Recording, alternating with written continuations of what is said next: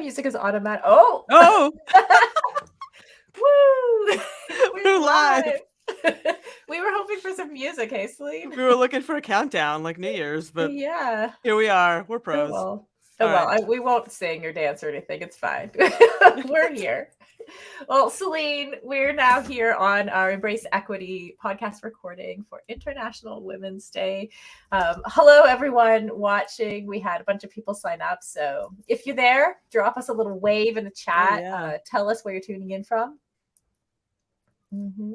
Very cool. There's always a delay, so we won't wait for. Yeah, we won't awkward pause while we wait for everyone to talk to us. So I am Sara Gross. I'm the founder of Feisty Media, and I'm here with the lovely Selene. Selene, I'll let you. Oh, I just pointed the wrong way. I will let you introduce. I'm doing the same thing. The mirror is a little weird. Hey, Lisa, good to see you. I'm gonna go surfing with you someday. Hey. Anyway, hello, Hunter.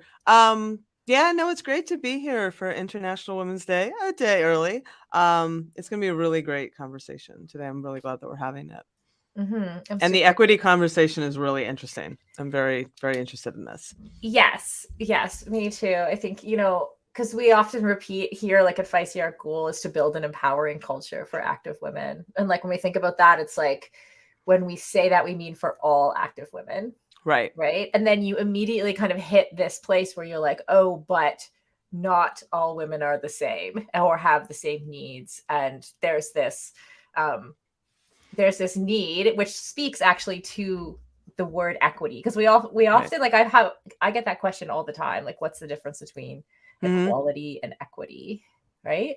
And if we're going to create like an equality of opportunity, the ways to get there, path to get there will be different depending on where you come from. So that might mean support for women who are moms at races, or it might mean, we're going to talk to Khadijah Diggs about her needs as a Muslim woman to cover and there's also things that we would never think of because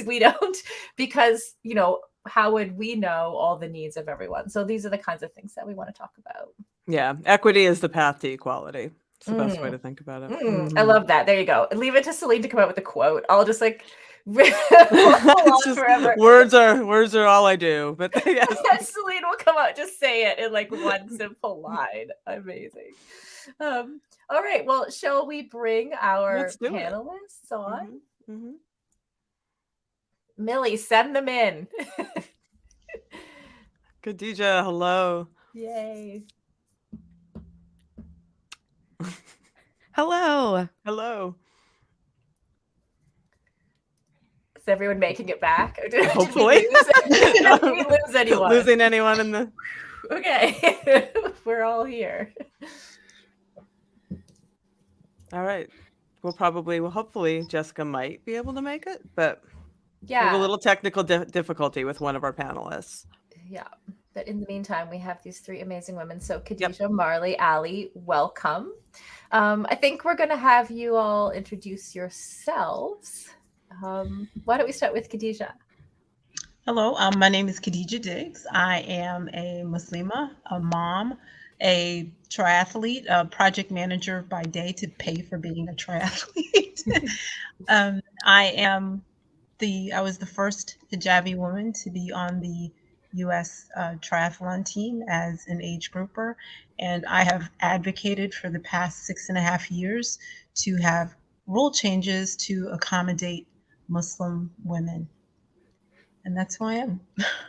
And you are a 6-time Ironman finisher? Is that 8 times now? 8-time. Oh, right. 8 times. Right. I missed you. And don't ask me how many 70.3s because I love those. I pop them like candy. So that's awesome. Yeah. And you were voted one of the most influential Muslim women in sport by the Muslim Women's International Sports Network. Yeah, I was.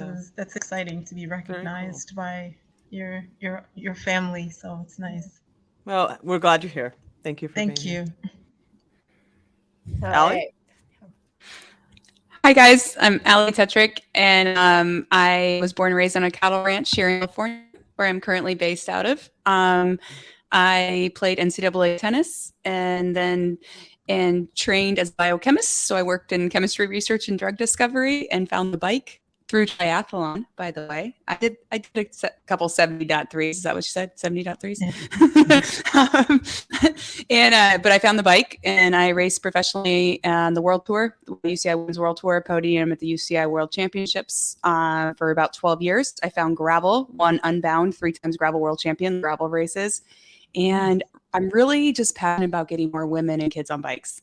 So I sell bandanas and volunteer a lot of time just to, with NICA, outride, love your brain, but just to make this sport more inclusive and equitable. So I love riding my bike, but really it's the purpose and meeting people like you that have made it so much more impactful and wake me up in the middle of the night and middle of the morning just to do what I love to do, which is pedal on 2 wheels with or 4 or 2, 3, I don't know, with all of you. So thank you. Excellent. And Marley. Hi, my name is Marley Blonsky. I use she, her pronouns, and I am the co-founder of All Bodies on Bikes. I call myself a fat adventure cyclist. I use fat just as a neutral descriptor. We also have a podcast on the Feisty Network if you're interested in learning more about this specific topic, also called All Bodies on Bikes. But I am primarily a gravel rider, a bike packer, and I can often be found riding with my dogs here in Bentonville, Arkansas, where I live. I'm really passionate about size inclusion, making sure that everybody, regardless of their size or shape or perceived fitness ability and level, can have access to what brings them joy. And for me, that's bicycles, but I've never done a 70.3 triathlon.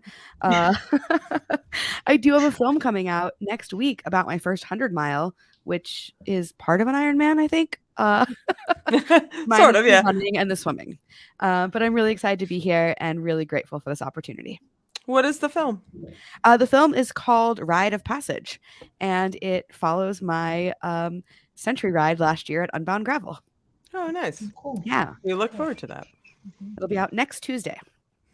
I saw the preview on your Insta. Looks pretty cool. Thank you. Cool. And people can follow her. It's in the comments there. We're dropping all your Instagrams in the comments. So Perfect. well, before, we said before the show that, equity is really the path to equality. But I also, we're careful that we don't want to pretend that there's equality, that there's equal opportunities across the board yet either. So let's take a second and talk about where we could still work for some equality. There's still not equal pay. There's not equal exposure. Do you have thoughts on where we might work for more equal opportunities still for women? Equal accolades, equal access. I think, even at the youth level, if you look at who's playing sports and who is encouraged to play sports, all the way, from preschool up to high school. Of course, we have Title IX here in the United States, but I think just the way that we even encourage behavior among youth can be more equal to get more women and girls into sports. Yeah, that's a great point. And I think some of it is only going to happen through social change. You can make somebody do something, but you can only change one mind at a time. So I think part of it is normalizing women in sports, normalizing women being powerful, normalizing women pursuing their passion and not just being the supporters of other people's passions. I think sometimes you have to fight, and then sometimes I think you have to show up, and there's a difference. So I don't think anything in life will ever be completely equal. I know I don't want to be equal to a man. I don't want to be a man. Right. But right. we have to recognize that we deserve to be in spaces that we're passionate about and that we want to be in, and we deserve the support when we go in these spaces, regardless of whether we're first, last, or in the middle.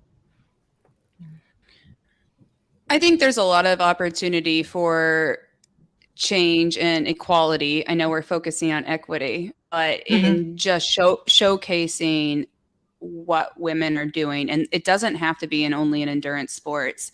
I worked a lot with the Tour de France Femme avec Zwift, and we can see it, the coverage is good, and then suddenly people are like, wow, that's so exciting, watch the FOM, you know. But we've been doing that just on an island somewhere. So it's a matter of also celebrating and showcasing what women are doing and have been doing for many years, thousands of years, millions of years. I don't know, but like a long time. But if we can't see it, then we're not inspiring the next generation. And so it's the whole chicken or the egg. Like, what comes first? People are like, well, it's business, sponsorship dollar. Yeah, but like, you can't see it.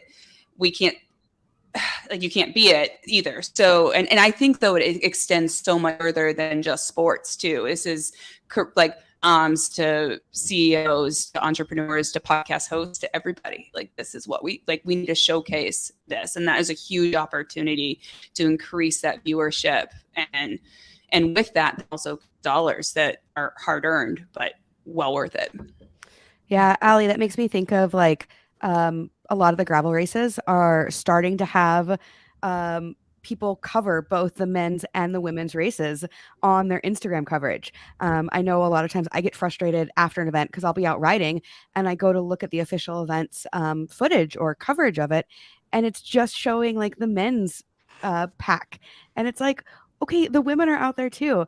So I know Mid-South Gravel is coming up this weekend. And last year they had somebody specifically assigned to cover the women, which is just so dang cool. And it should be the norm, I feel like. Yeah, I think that's what we've seen with soccer too. And I know you guys have all seen the huge movement. And it's if we can show the sport, and the stadiums need to get bigger now because it's so gosh darn exciting. Like, I can swear, so my mom might be listening. It's so exciting. And it's like when you see it though, but that soccer movement started a long time ago. Yeah. Fun fact, I actually went to high school with Megan Rapinoe, but I played tennis and I played tennis in college. So like, I didn't know that there was this huge disparity in women's sports because I grew up on a cattle ranch. Suddenly I played tennis. You got the whole like legend of Billie Jean King coming before me. So, and then I get into an NCAA school for a full ride scholarship where you have to give equal scholarships to men and women. I play in this place where I get to watch Serena Williams and everything like that. And then I hit cycling and I got hit over like the head with something like a rubber mallet. I have no idea, but it was hard. And I remember calling my dad and I was like, wait, what? Like, they want me to like buy my race bike and I'm on a pro team, you know? So like cycling and endurance sports are a little different, but you know, triathlon has its own, you know, there's a lot of opportunity there. That would be a conversation too, but I really do like the coverage. It's very important, and I think it has to be quality too. So that's what I saw with the Tour de France. Like, you need the helicopters, the drones, you need the TV rights, you need the media, you need have people there covering it, and then suddenly young girls are seeing it. We are all watching it, feeling more badass every minute, and then we have dollars coming, and then it just is going to keep growing, and that's where the equity comes into that, is providing. Yeah. Totally. And speaking of equity, like you make a great point there where different sports and different women within different sports are at different places. So like tennis is this great example where like, think of how early the Billie Jean Kings of the world started to advocate for equal prize money. They had their own league. They had competing leagues, you know, before other sports even allowed women to play, right? So you have that, they had that whole advanced thing. And then you think about other things like, for example, in triathlon, we've always had equal prize money. We've always had, you know, there's been generally a decent state of equality on the surface level for women. But then, for example, we just have our first female Black, like African-American female pro, which just now, you know, it's like, whoa, what, like whiplash, like what year is it? You know, there's something that's I don't think that was a matter of equality or equity though. I think that was a matter of exposure. It wasn't like anybody was stopping someone from participating. It was just a matter of exposure. It was just something that African Americans weren't either aware of, or I wasn't aware of triathlon until like 2011. I saw it on TV. I was like, what are they, 100 miles, really? You know, it was just, I didn't really think about it. So I think that's was more of an issue of exposure than a true barrier. Right. And I think that's what, when we talk about equity, like those are some of the things that we're teasing out, like we just talked a lot about exposure. And, I can't tell you how many times I've been told, like, well, anyone can do a triathlon. Anyone can sign up. Anyone can put on their running shoes and go running. Like, well, it's not the same for everyone. Right. Yeah. So my next question for you all would be like, what are some of the ways that, like, the things that you feel that you need or the sporting industry could change in order to have equal opportunities from where you sit each as individuals?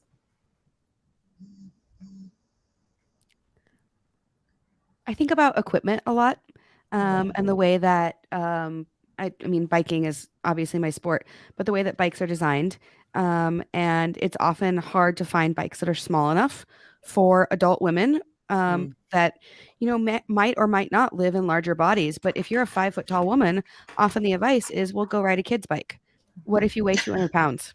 That makes me insane. Yeah. I mean, having written for bicycling for like 30 years, it makes me insane. The average woman's height is 5'4". That puts a lot of women on the other side of that average, and there are no bikes for them. Yeah. And so even just like, the way that products are designed and thought about it from, I think they're based on a male body. Shoes. Running shoes, cycling shoes. I wore men's cycling shoes for the longest till I realized there was even a brand out there just for women. And when you go to bikes, every time I get a bike, I'm changing this. I don't want to use integrated handlebar because I know I got to shorten the stem. And yeah. Great points. Yeah. Yeah, that's always an issue. I think from equipment's point, I'm tall. So there's that. So, but I've a lot, like I do race for Specialized, but we also do a lot of research and product development. So we launch like women specific saddles, but it's about making gender specific product and equipment when it matters, because we don't all need it to be labeled a women's bike, but there are men that need a 49, 48 bike or however you identify. So I think it's making very specific products where it matters. Like I want my chamois for what's going on under my chamois or in my chamois, right? Like that's how I'm built and that's what I want. Or my saddle, my shoes, like I'm fine on shoes, but it's all personal, but it's a matter of like making the differences where like gender or body, where on your body and what you find comfortable, very important. And I think that's an interesting conversation. So I totally agree with you, because I had women specific bikes, but they were too small for me when I was racing on this world tour team, and they painted them pink, of course, or something. Right. And then I'm trying to sell it, but I was riding a men's bike that they just painted to make it look like a woman's bike because I'm too big for it. So like, I don't know the geometry on the bike matters as much, but it's the sizing, like, and for shoes, like you're saying, an integrative, I can't do it. I would just break those stems. Sorry. But yeah, I think that's an interesting part of just the dialogue I'm talking about, like where your soft tissue is sitting on a saddle, like how is your leg length versus your torso length, and how can we accommodate? And there's very specific things, but I don't always know if it's gender specific, but you need to have those to make it more like comprehensive. So I think that's a huge limiter, Marley, and I think that was beautiful. Yeah, I'm wondering too, Khadijah, from your point of view. Oh, those are seagulls. Sorry, can you hear the seagulls? I apologize. What is happening? Come out in the evening or all the time. They're right above my head. Khadijah, you recently had a launch with Barlow. We were talking about it a little bit before the show. I'm super curious, like where are things at in the industry in terms of clothing for Muslim women in sport? Like where are we on the spectrum to like the best to like from like nothing? So when I started racing, I literally raced in an open water swimsuit and a dry fit shirt. I won my first race like that. And the first race I won, a woman who was on the podium with me accused me of cheating. And I literally swam in a dry fit shirt and an open water swimsuit. So we've come from not having anything to up until just now with Varlo, every year I had a custom kit made. I've had one sponsor for a very long time, F2C Nutrition, and I always have to thank them because when they had kits made the first year I was on the team, they pulled me to the side and had a private conversation. We're going to connect you with this gentleman, Jason Reinhardt. We're going to have a kit made for you. And I had gotten so accustomed to just sewing leg coolers and arm coolers everywhere. I was like, oh, no. They insisted that I have a kit like everyone else. They started all this. So every year I had a custom kit made, and I got frustrated because my kits ranged from $500 to $700. I had help from a sponsor. Every Muslim woman can't afford that. And after my first year of having a kit, it was like my mission. I told any and every apparel company, I will work with you to design a kit that is affordable for other Muslim women to race in. And I tried to work with Seed. I worked with Tri Serena, but they unfortunately went out of business. And Saj and Varlo made a custom kit for me last year. I was basically their R&D. And he said if he could work, you have to make money. I understand that they have to make money, but they committed to doing it, and they did a beautiful job. I went and tested out the kit. It wasn't the right size for me because they did all the R&D in a medium, but it's a great kit. And I look at the pictures, and it actually, if you see it in person, it actually looks better in person than it does in the pictures. They were very thoughtful. They took in all of my feedback on the prototype kit that I raced in a couple of times last year. And they worked with a young lady from Drexel. Her name is Salah Ahmed. Mohammed and Ahmed mean the same thing. That's why I always say Ahmed. But and they did a beautiful job. I literally cried over a kit. Now I know that every Muslim woman, I mean, it's still expensive. Our kits are expensive. It's triathlon, but they can get something that allows them to perform. It's beautiful, and they can just order it and buy it off the shelf. It means a lot to me. I want for my Muslim sisters what I've had, and now they have it. And I'm grateful to Varlo for having the courage to do that.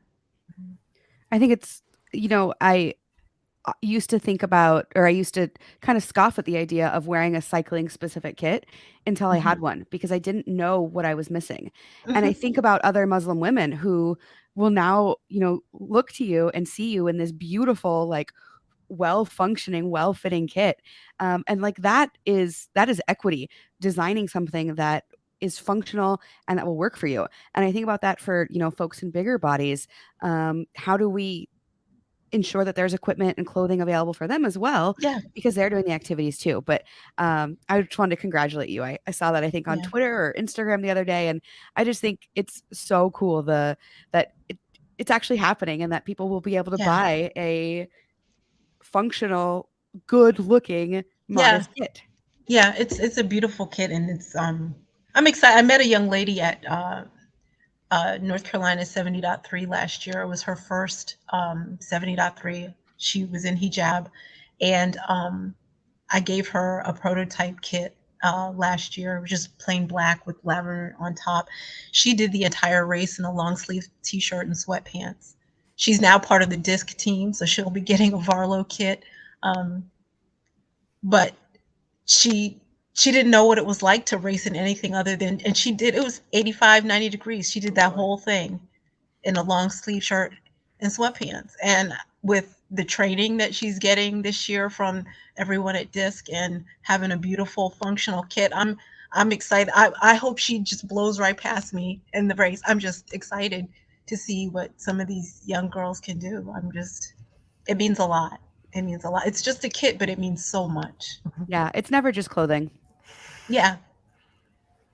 Yeah, I'm thinking of in 2015, I was at a triathlon in Abu Dhabi, and there was like woman after woman like coming out of the water just in things that were not designed for racing in, and it just like, it struck me so hard. Like, their swim times are going to go through the roof with proper attire, right? So it's so great what's happening. Yeah. I'm really excited. I'm grateful to have been a part of it. There's anytime you go through a struggle, you always ask yourself, oh, I don't want to do this anymore. Why? But I'm grateful. All the people that I've met, the opportunities that I have, and just the sheer joy that I feel right now is it's worth it. It's worth it. Yeah. And I want to share Sarah, when I started DISC, it was funny. I was starting DISC and Sarah didn't even know about it. And that year, they voted me the most outspoken woman. It was 2020. And I was shocked. I was like, I haven't done anything yet. I was just like, but I just continuing to show up and say, we deserve this, we deserve this. I can see the impact now. And I can look back and appreciate and just say thank you, because that really gave me an uplift to keep going, and I appreciate it. I really do.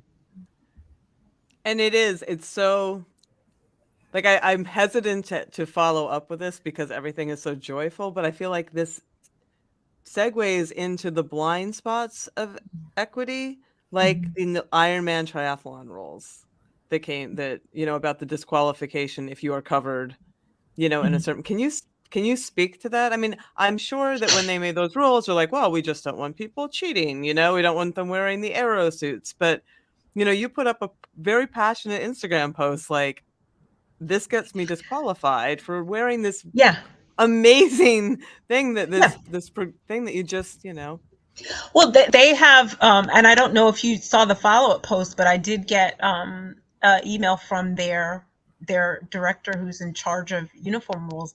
They are going to align with World Triathlon and USA Triathlon. So this year, they full coverage kits will be allowable. But they made it seem like a hypothetical situation. I've had several instances where I was pulled off of start lines. Raleigh, and I can't remember the year, I think it was 2016 or 2017, officials were coming to get me. We were still racing as age groups. Officials were coming to get me to make me race in the back. And I told them I wasn't going to do it. And there were some people from the Black Triathletes Association who conveniently behaved confused and blocked them.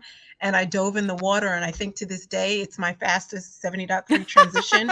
Because when I got out of the water, I darted to my bike. I threw on my cycling jersey. It wasn't even zipped up. I was riding out, zipping up. And in Augusta, I think I don't know whether they were a volunteer or an official, but someone literally grabbed my arm and told me that you can't race like that. Dave Ragsdale said, first of all, let go of her.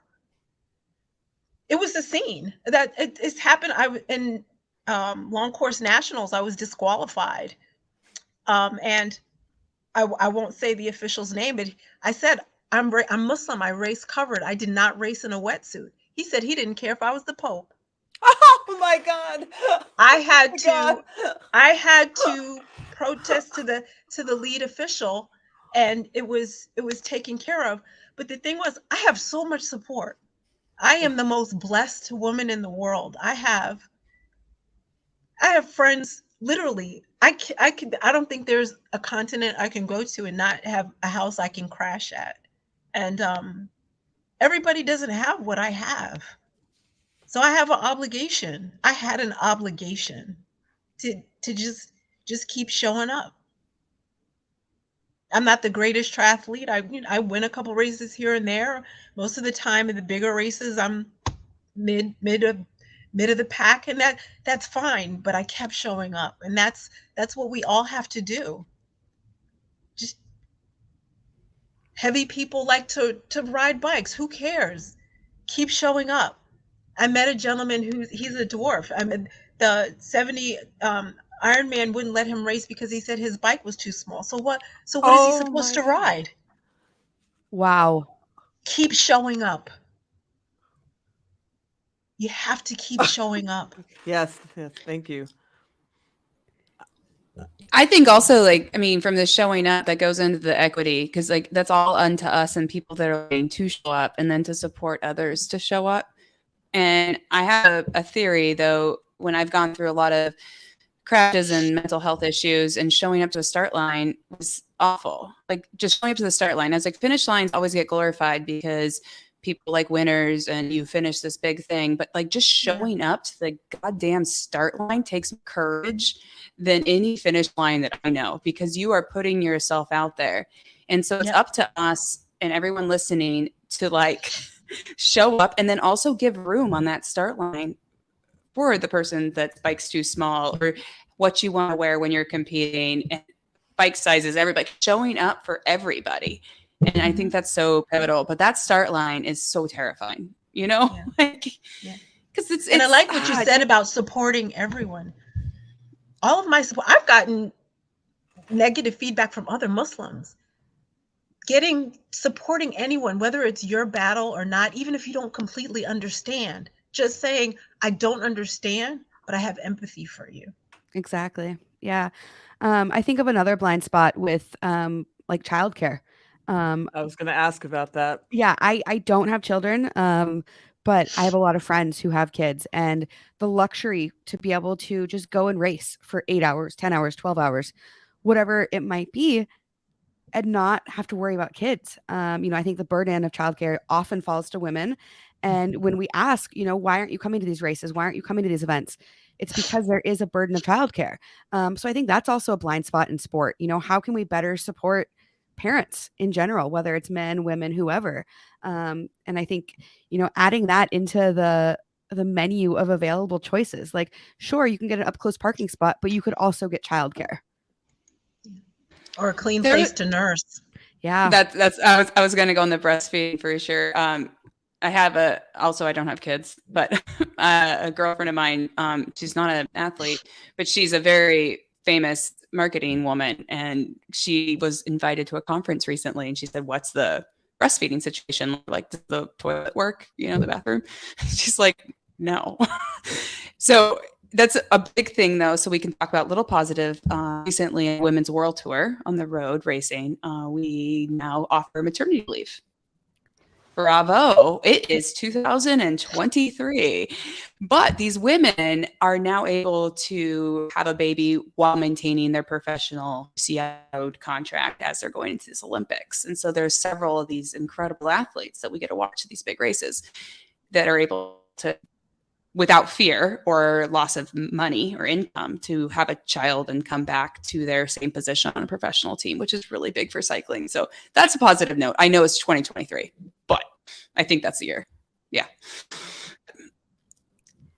But yeah, I mean, that was going to be one of, our questions, is that, so many of these systems are built for, they were frankly, they were built around men, right? They were built around that's where it started before women were even allowed, to participate. So there's all these just legacy inequities in some ways, and that being one of them. Like when you got pregnant, you were done. And like women you weren't like a mom racing. That was an anomaly. Like that wasn't something that anybody would even think about.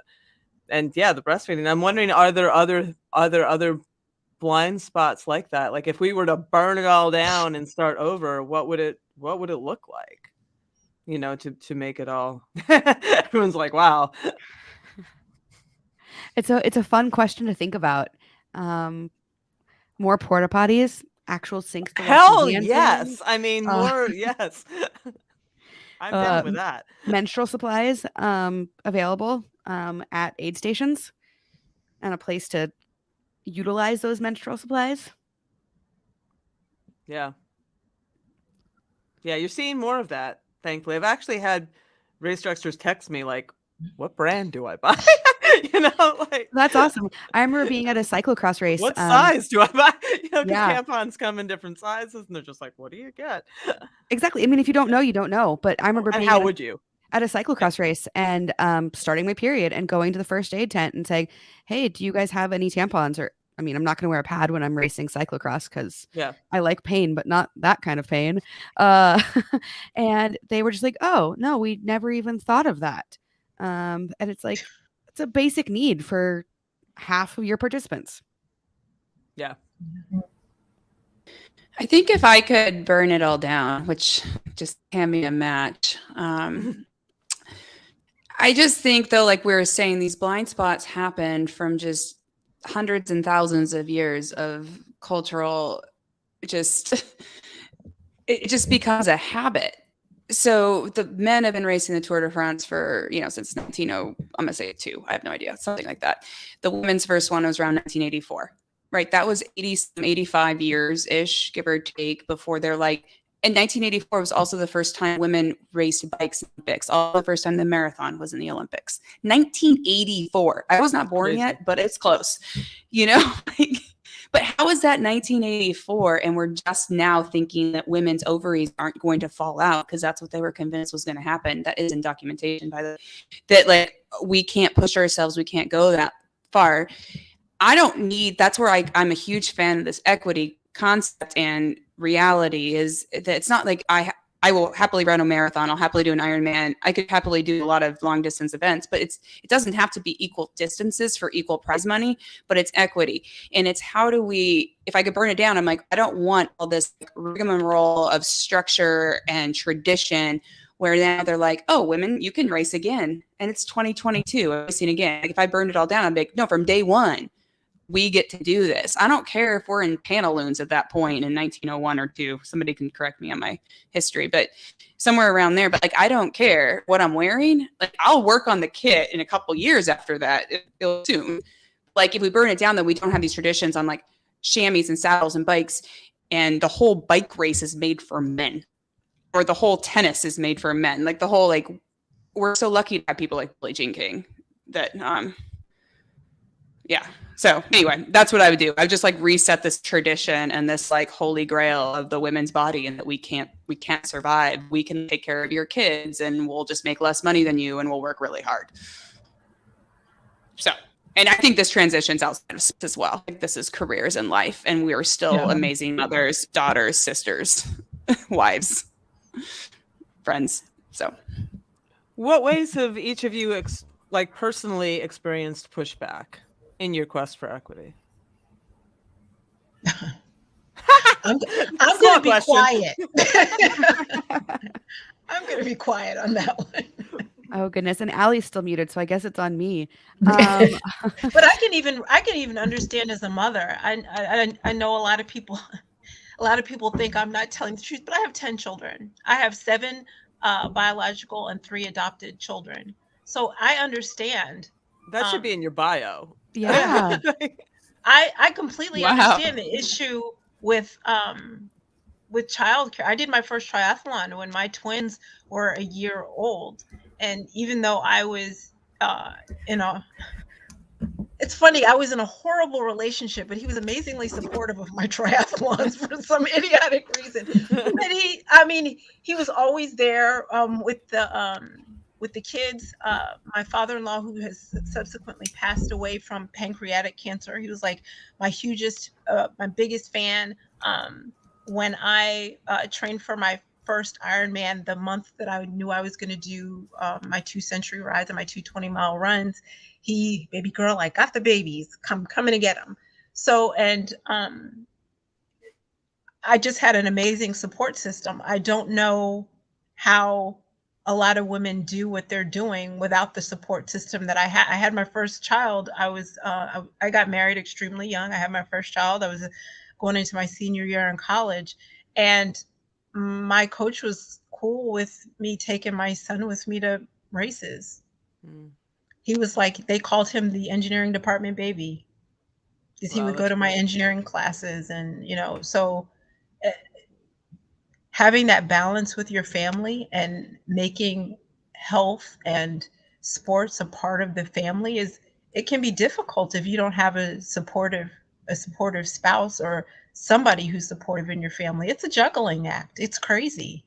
And trying to nurse and train, and then you're wondering, like, if I'm like have too much lactic acid in my system, is the baby drinking lactic acid? I mean, I didn't know any better. I was just, I was young. A lot of people thought that. Doctors would tell you that. Yeah, I've heard that one. Yeah. Go ahead, Allie. Oh, go ahead. Oh, just on the pushback question, and 10 kids is amazing. Wow. Yeah, I didn't start out with that goal. That was yeah, but I'm blessed. They're all amazing kids. I always tell them they've lifted me up more than I've lifted them up. They're just they're all very unique, and I'm grateful that God wrote for me to be their mother. Well, they're very blessed to have you as a mother as well. So I know that blessing goes both ways. I don't need to take that down a notch, but on pushback, I have a few, well, a lot. I mean, I don't know if you guys want to go into my Instagram DMs, although people are usually pretty lovely. But I think on pushback, I've been on a lot of boards and in this space where a lot of times I'm the only female cyclist, professional cyclist that these guys know. So I've leveraged that selfishly and more importantly to get more women on bikes, because if they only know one name, I'm like, yes, that's what we'll do. And then we're going to bring all my friends and then I'm going to invite more. And suddenly you might not be able to breathe in this room. Burn it down. I'm just kidding. I'm not actually that bitter, but I did take that as a way that I can get more women on bikes, if to use that platform and that ability to advocate for women. But some of the pushbacks where I noticed, it sounds, I take this all very high level on this, sorry, but it's we make money. I make money riding a bike. I work in product development, marketing. I own my own business, etc. But I make money riding a bike as well. And that's a privilege. But when I find out some dude with like 50,000 less followers and less results is making more money than me, I get real angry because the only reason is this gender disparity. Mm-hmm. And I asked them, and I have some wonderful allies because I love our male friends, and however you identify, I love them. I love my husband. I'm blessed with that in so many ways. And then when I have one guy tell me the truth, what he's making, and I know what the company offered me, I'm like, bro, oh, now I just got mad. So I think that's where there's pushback, where it's just like, oh, well, he used to race World Tour. I'm like, well, yeah, so did I. And I've also won X amount of races, and I have that, like, I'm offering you this bigger engagement. Like, this is a business proposition. So I think the pushback, it's just like, well, it's a bros club and that's what we do. And I think that's kind of frustrating.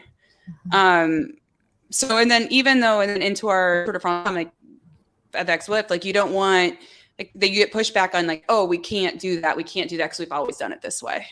And it's just like, you need to row the boat and change it and be like, I hear your no, but all I'm going to say is yes, because now is the time to change and make this equitable difference. But I have a list of pushback, but I'm not being negative. I like find power from it. It's just a matter of, oh God, that may, like one dude lies to you and the other one tells the truth. Like, oh. Yeah. And my experience is a little bit different because yes, I'm a professional, but I'm not getting paid to win races. I'm getting paid to include folks and create a more inclusive atmosphere. And most of the pushback I've gotten has been in bike shops. And thankfully, it hasn't been the last couple of years, because now I walk into a shop and people are like, oh my God, Marley, how's it going?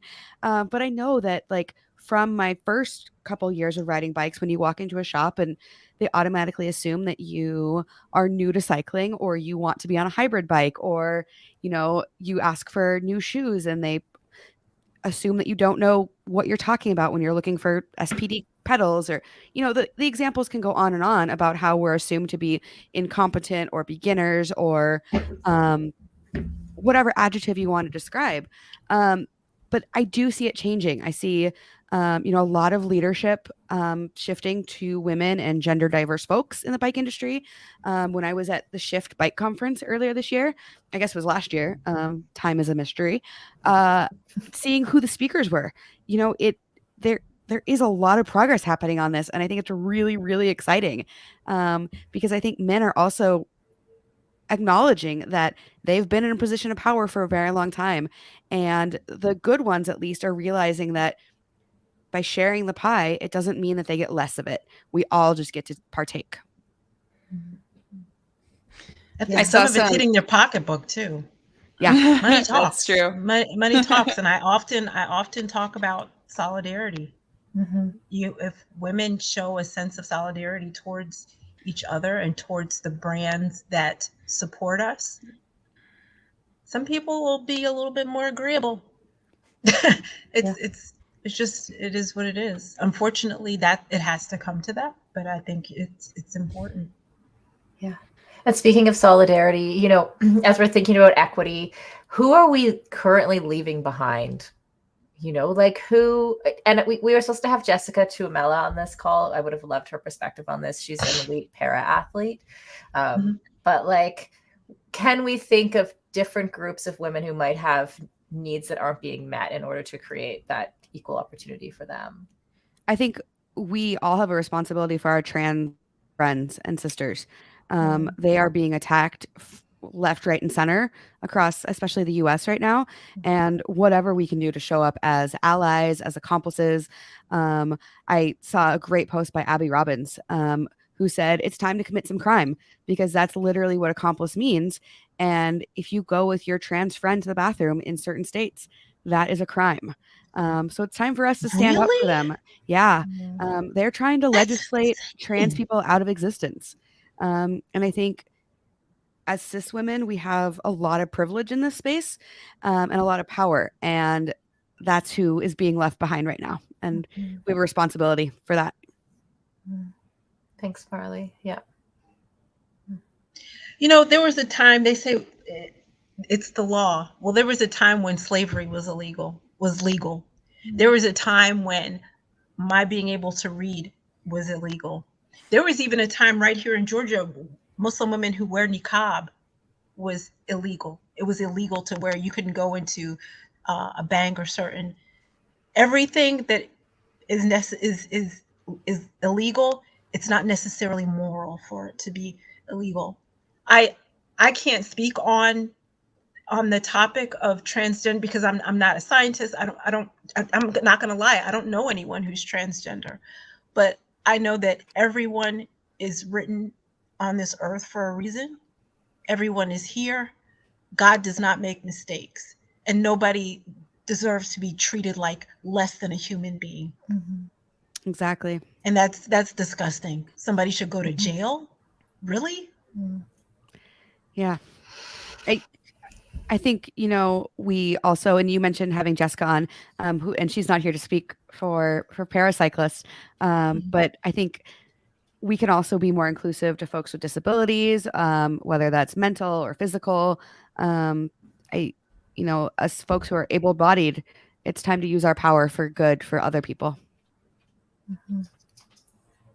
I think also these are all such beautiful points. And then one thing we have to think when we're trying to inspire and create space for this next generation. So we look at the youth, and endurance sports are very cost prohibitive. It's hard to get in. There's a bunch of hurdles you have to do. And so that's why I love working with programs like Outright or NICA, but also going into inner cities, to rural countries, to reservations, to like open up where we can, if we have the ability to raise money to donate bikes, equipment, coaches, and bring programs in. And it's not about racing, it's about health and this, you know, finding your own strength through the bicycle, running, just activity. And I think it's hard.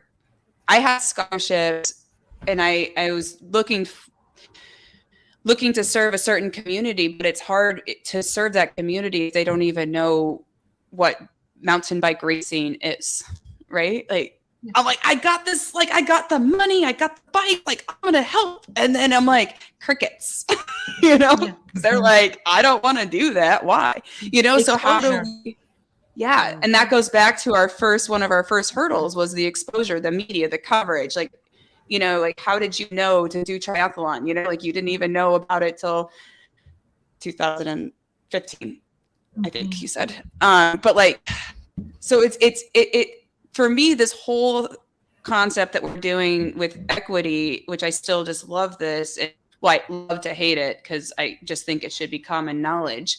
But it's the chicken or the egg, because I hate arguing with people being like, well, you haven't provided us this, so you don't get that yet. I'm like, well, if I don't have that, I can't do this.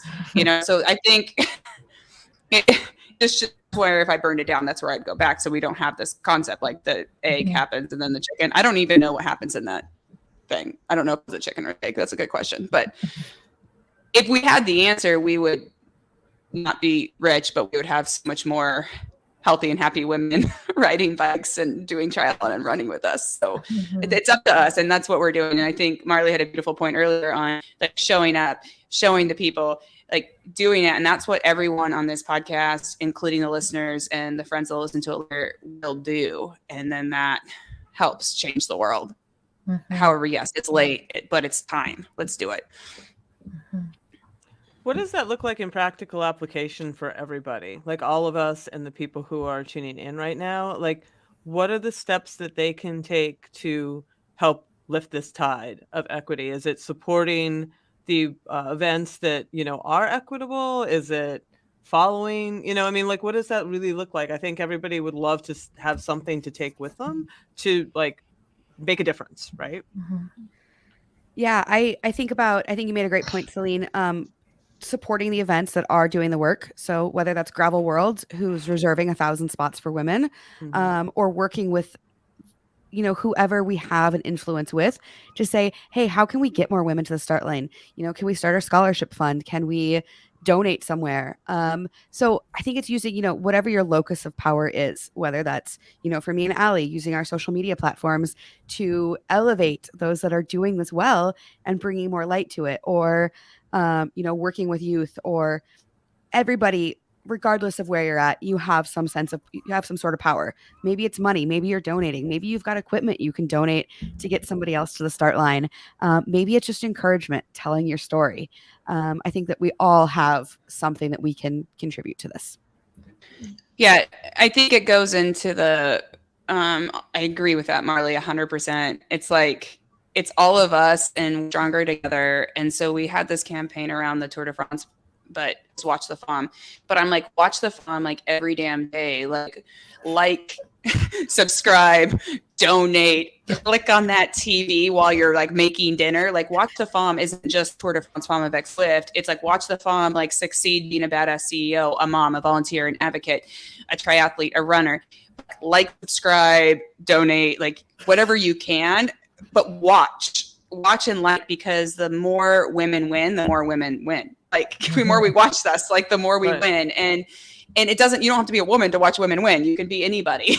Like, I don't care. Like, watch, like, and like, there was a really cool promo from a beer company in the UK. And it was just like all about like liking and sharing the women athletes out there. And it was like a very cool promo because it was super cool. It was fun to like, I used it for a pitch on one thing, but yeah, but it kind of goes into like, we watch women, the more women win. So I think that's a big thing.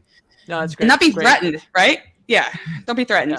There's lots of room. There's lots of crowns, you know, there's lots of crowns lots of crowns to go around. Yeah. Remember that Mean Girls thing where she like breaks the crown and shares it? You are hilarious. You know, I know for me, the main thing that has helped me, and I see helping people around, is collaboration. I think sometimes people are afraid of collaboration because they feel like, oh, they might not get the credit, or so what? Who cares? I think collaboration is important. I also think it's important to be involved in like-minded organizations. Black Triathletes Association, they have been invaluable to me. Fast Chicks, we do a collaboration with DISC and Fast Chicks every year. We all go to a race together. The vibe for DISC and the vibe for Fast Chicks is a little bit different, but it's all with the same thing in mind, to elevate women in the sport of triathlon, but also to raise their self-conscious, their awareness, their love for themselves outside of the sport of triathlon. And I think the other thing is also to have clear goals and a clear mission. Even though triathlon is my vehicle, it's always been a goal of mine to just promote a positive image of Muslim women and Islam in general. I know I've met a lot of people who've never met a Muslim woman, and they're like, yo, the Muslim girl cracks jokes and talks trash. I mean, we're all, don't get me on a bike. You know, I think it's just always been my mission in sport. It's just been my voice to let people know that we're more the same than different. You know, we're mother. If you took the skin off of me and you couldn't see my hijab, I'm a mother. I work. I love to race. I love to crack jokes. I talk trash. I say bad words sometimes. But you know, it's just we're more the same than different. And I think for me, those are the three things that have helped me the most. Collaborate, whether I think I'm going to get anything out of it or not. So what? You're born with nothing and you're going to leave here with nothing, whether you believe it or not. And just, love that. Just gravitating towards those people who are gravitating towards you, and just knowing what your mission is. And even if it's not as sexy as somebody else's, be okay with that. It's important. It's important to somebody. Yeah, for sure. We have a really great question from Facebook, actually, from Mel. Maybe look at that. And thus it appears. What is the moment that most recently gave you hope for things to continue changing? I can go first if that's okay with folks. So this past weekend, I was in Denver at a film festival called the No Man's Land Film Festival. That was a celebration of women in all sorts of different sports, you know, rock climbing and skiing and cycling and swimming and running.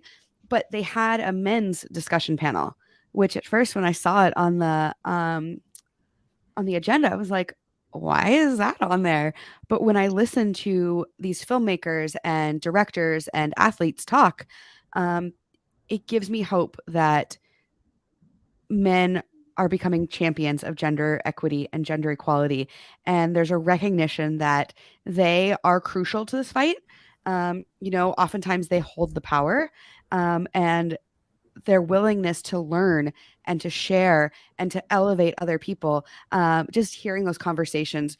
And then also just kind of conversations about vulnerability and how we can kind of all break down this idea of toxic masculinity. It gave me hope that, you know, we're not in this fight alone, and that together we will all be so much more powerful. Excellent. That's great. I think I had a similar experience, not a film festival. I'm not as fancy as Marley, but I did have the privilege of listening to Alison Felix. I work as an AAC leadership, so she's an AAC member as well for the USOPC. And Alison Felix is just a rock man, amazing athlete. And for her to, like what Marley was saying, that we're not alone, because she terminated her contract with Nike when she was pregnant, and she goes back and wins Olympic medals and starts her own shoe company and works with Athleta, and, for women's specific shoes, like we were talking about. And I was like, wow, like she's not alone, and we deal with these things. But it's Alison Felix, like surely she doesn't have obstacles, unless she runs over them. But so I've just seen these trends in sports and in corporations as well as schools of huge positive momentum. And my big one is just that we're back on the big world stage. I know I keep talking about the Tour de France. I'm like the only roadie on the show, but I'm such a road at heart. I'm supposed to be the queen of gravel, but God, I raced road for a long time. To see equal prize money coming up for Flanders, like we are having things happen, and we are able to race on this stage and people to watch the fun, and and then like maternity leave and things like, yes, these are all like silly things that should not be happening in 2023, but they're amazing. They're happening. So there's so much positive momentum, but it's all about us still following and supporting this and sharing and caring. This is only the beginning, and then it's just going to be a norm, and we don't have to celebrate these small things like, oh, we have equal prize money now, shocking, right? But this is to not belittle what's happening. I think that's very positive, exciting, and it shows so much good things that we're solving a lot bigger, harder problems next year or 10 years from now, right? Yeah. I knew for me things were going to change when things got really hard. My grandmother used to tell me, the devil only messes with you when something great's about to happen. Mm-hmm. And I think I literally went berserk when I saw because it came in my email. It was, you get your little emails in the morning. I was like, oh, an Ironman email. Let's see what they have to say. And I went straight to the uniform rules, and I was like, I can't believe this. I didn't even think. I just started posting, and then I started emailing people. And then I spoke with Tim Yount and a few other people, and they're like, look, calm down. This is what's going to come out for USAT in March. And I said, well, what about World Triathlon? If I go to Worlds and it's not wetsuit legal, I said, I'm racing. Well, and I was just going off. But my grandmother always told me, she said, when it gets really hard, that's when it's about to get right. Mm-hmm. So that's literally the last couple of weeks. It's just been really, really emotional, really emotional. So that's so interesting to hear you say that. Like, I was just thinking today how often we forget that like the darkest moment is right before dawn, you know? And I think like as advocates, that is such an important thing to keep with us, right? Yeah.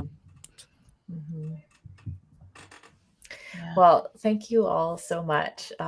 This conversation, I knew it was going to be good, but you all absolutely blew my mind, and I'm so excited to share this across all of our podcast feeds as well. So for those watching who want to share this with friends, you can share the link. This video will stay live on YouTube and on Facebook, but we're also going to be putting it as a special episode across all of our Feisty Media podcast feeds, so we can reach as many people as possible. Could everyone watching give a big hand to our amazing panelists? Yay. It was so nice meeting you, ladies. I appreciate you having me on, Sarah. I really do. Yeah, it's great. Yes, thank you so much. It's a great way to kick off International Women's Day. So I hope everybody gives themselves and their friends giant hugs tomorrow, because we all deserve to celebrate. Absolutely. I feel inspired and just rode, but I feel like I need to ride again. And in the words of Selene Yeager, forward progress. Take care of yourself. Thank you. Awesome. Thanks, everyone.